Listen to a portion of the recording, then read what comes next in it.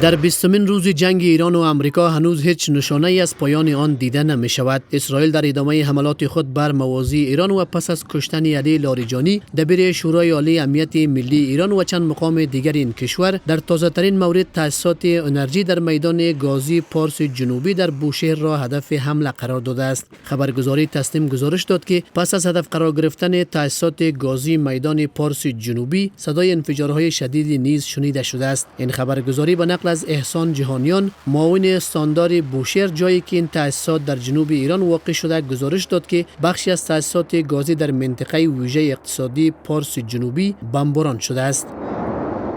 در همین حال سازمان رادیو تلویزیون اسرائیل اعلام کرد که تأسیسات انرژی در بوشهر جنوب ایران هدف قرار گرفته است. یک مقام اسرائیلی به این رادیو تلویزیون گزارش داده که حمله به تأسیسات گازی بوشهر با هماهنگی ایالات متحده انجام شده و خاطر نشان کرده که هدف قرار دادن این تأسیسات به منظور وارد کردن خسارات بیشتر به ایران است.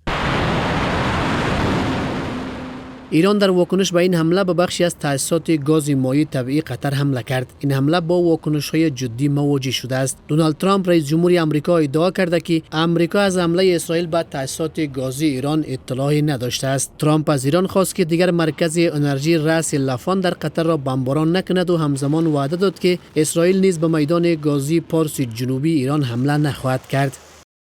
اسرائیل دیگر حمله به میدان پارس جنوبی انجام نخواهد داد مگر آنکه ایران به اشتباه بار دیگر به قطر حمله کند. تمایل به صدور چنین دستور حمله‌ای ندارم، زیرا پیامدهای بلند مدت آن برای آینده ایران قابل توجه خواهد بود، اما در صورت تکرار حمله به تأسیسات گازی قطر درنگ نخواهیم کرد.